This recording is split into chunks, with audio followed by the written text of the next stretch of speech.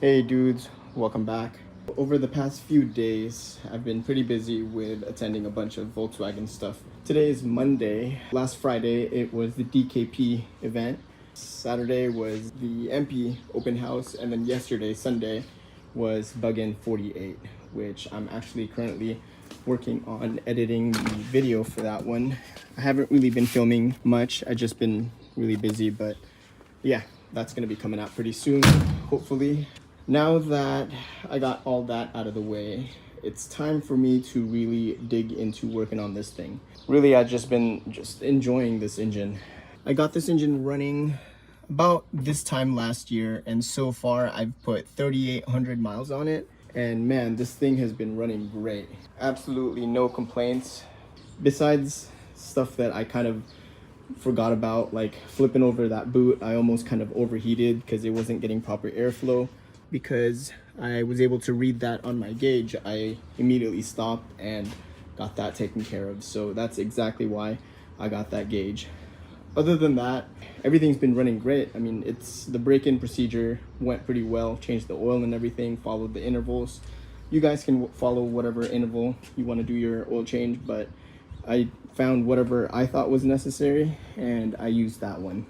Now this is finally going to be ready to get worked on. So I have this situated here in the garage where I think it's just gonna sit for some time. First things first is, before I even lift it up or anything, I do want to make some measurements of the fitment, just so I have an idea on what the changes are after I'm done with doing everything. So I want to measure the height from the top of the fender to the ground, and then also from the end of the fender here to inside here in the wheel, like how deep that is. I know that the measurement here is gonna be different than the measurement over here, and it's gonna be, see, it's really small. It's very, very small.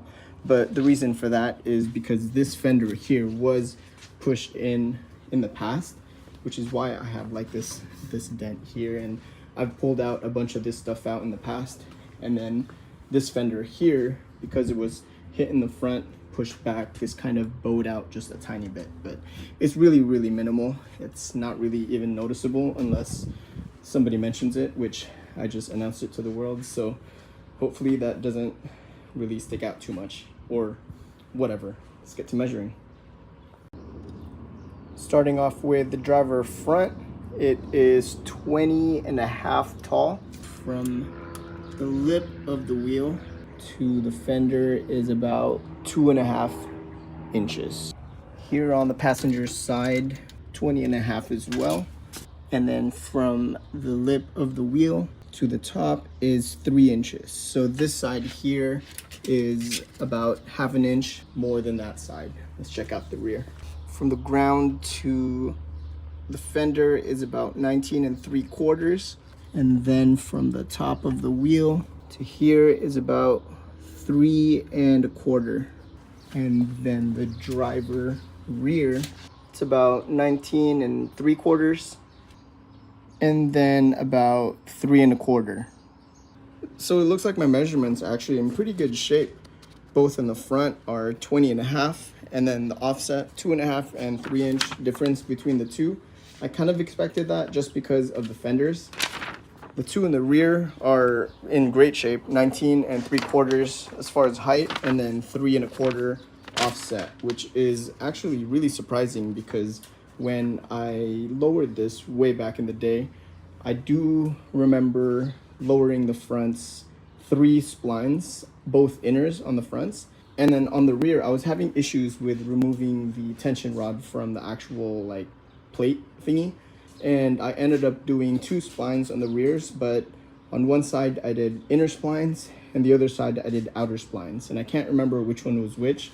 I just, for the life of me, couldn't deal with it back then, so I slapped it on, and I was gonna eventually adjust it once I find time to measure it, and I never did.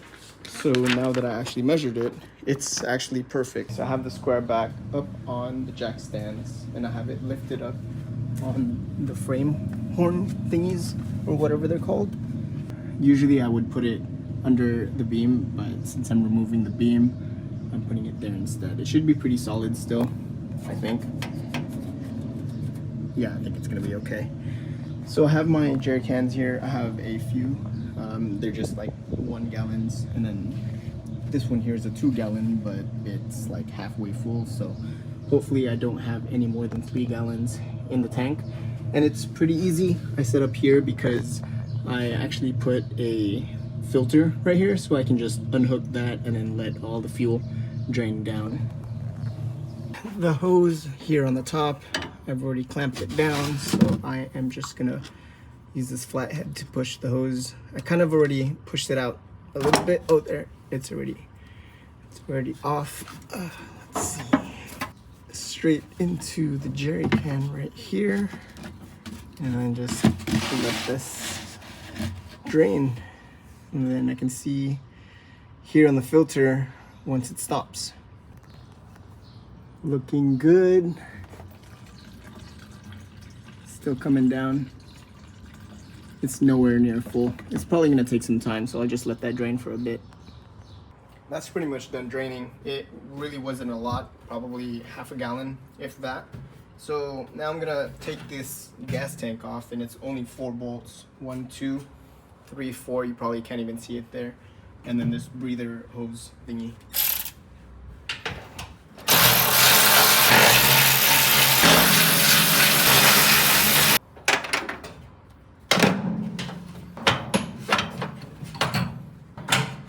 Okay, this gas tank's ready to come out. I put the cap back on because not all the gas is drained. There's still a little bit inside there, so when I lift it up, it may spill out of the front side, so I don't know, we'll see.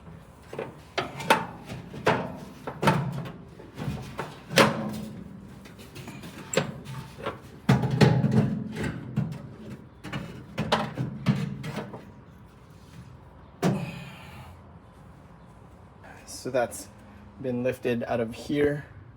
Look at all this room. Gas tank is gone. There it is. Sweet. So I'm just gonna store this, put this away, and then get working on removing the beam. I think I'm just gonna disassemble everything that's connected to the beam before I actually pull this out. It's pretty easy. Steering, brakes, all that, not too bad. All right, here I'm taking off the brake caliper. The good thing is that the car's not lifted up too high, so I'm able to kind of let that hang on the ground without pulling on the cable. I pulled the tie rod out, and then I realized that I need to take the entire rotor off. So this little thing, whatever, oh, I'm kind of going a little fast here. That comes off, then that. Those ball joints, I removed the ones on the top. Oh shoot, I'm going really fast. Okay. That was a pretty poorly made time lapse of removing the spindle, but you get the point. It's pretty much gonna be the exact same thing on the other side over there, so I'm gonna get started on that, and once I have the passenger side on the same spot as the driver's side here, then I'll be able to remove all these arms and everything, so I will get back to it.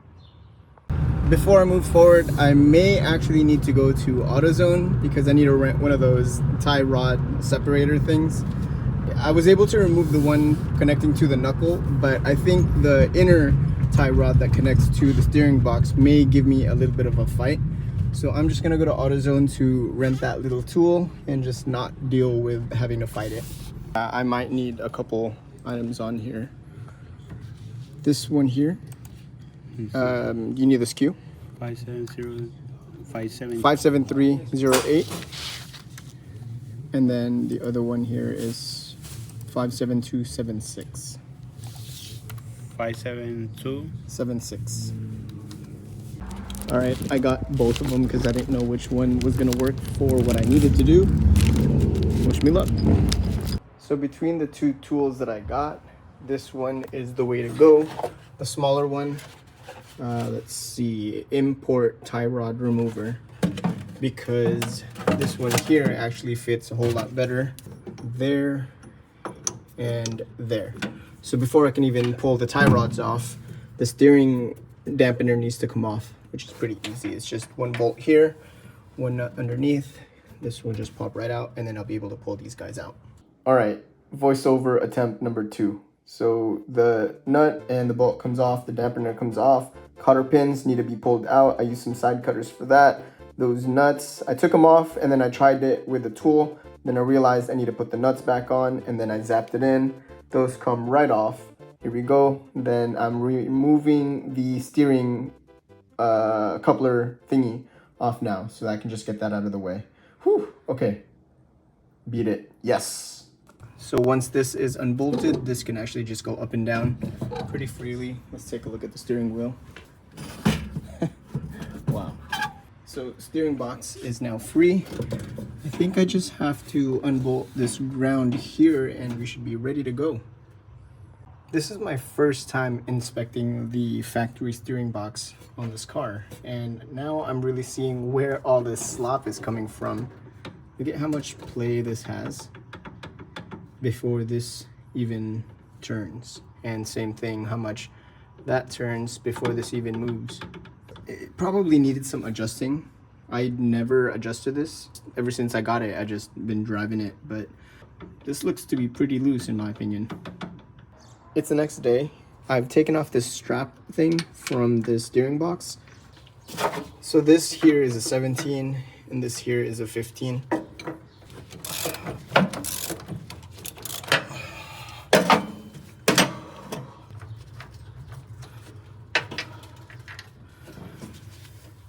There we go.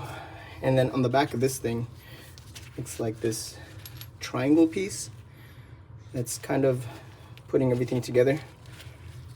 Pretty cool. I'll probably replace all the hardware, but for now I'll just kind of keep them together. The second one down may be a little bit easier to access from the bottom. It's a size 15.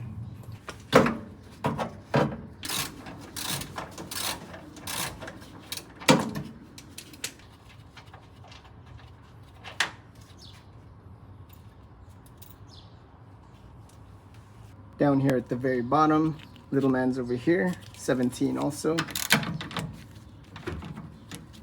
I can't do this while I'm holding a camera. Let's see. Hiya! Nope. Before I move forward with removing the rest of these bolts, I put the floor jack here so that it's supporting the weight of this beam.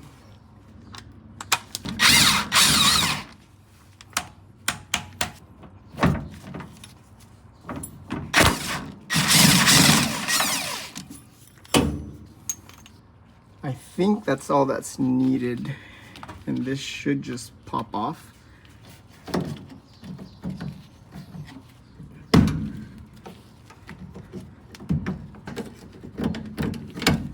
There's this cap thing that goes here.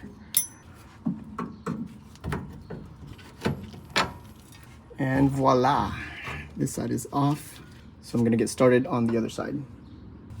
All the hardware has already been removed. The one on the top, this one here, this one, and this one. Okay. That one is out. Now the beam, oh, there we go. It's starting to go forward. So let me go to the top and see if I can kind of finagle it out of the way.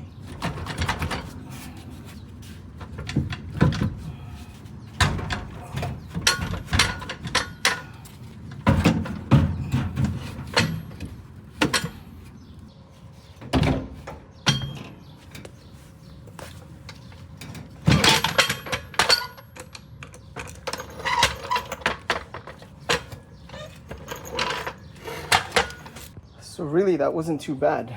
I guess lessons learned. This hole here and that hole there in the middle actually needs to line up with that and that. So as you're taking off the beam, you have to slide it out forward and then down, which is exactly why I was really focusing on fixing this front apron so that I can remove this like wheel well cover thing, because before I couldn't even take that off. I knew that the beam needed to come forward for it to be able to drop down. I think I'm gonna end the video here. I don't think I'm gonna put that one on here quite yet. There's a lot of stuff I need to do, like clean this stuff up. All of the brake lines, the reservoir, master cylinder, everything is gonna need to come off. So surprisingly, there's not a lot of information on YouTube on how to even remove type 3 beams. Of course, there's like a million references you can watch for type 1s, but type 3s, The only one I could really find was the wagon with the beam shave, which I eventually want to do. And that beam shave, basically, you cut this off and then basically add on like an extra piece of metal here so that this doesn't sit down too low. So I will do that in the future. I think for the purpose of this series, I'll just worry about getting this installed onto the body. Again, there's not a lot of info on YouTube on how to remove this, so I wanted to make a little bit more like in-depth, and the wagon was pretty helpful in showing me where all the bolts and all of that stuff are, because it's always nice to have like an extra reference that you can follow. So that's pretty much the purpose why I make these videos, to hopefully help some of you guys out, because us type 3 guys, we need to stick together. The limited information they have on these type 3s is just, it's outstanding. If you have the information to put out there, put it out there. It'll only help you and me. Thanks for watching, guys.